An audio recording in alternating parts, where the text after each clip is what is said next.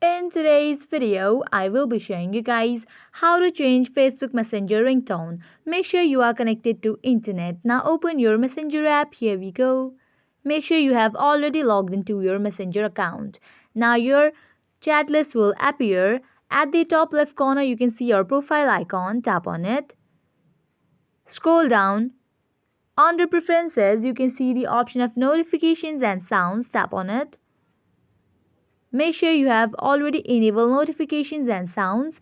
Now here you can see the option of ringtone on the top. Tap on that option. Now here you can select any of the ringtone that is suitable for you. You just have to tap on the ringtone. Go back. Now it is set. In this way you can easily change Facebook Messenger ringtone.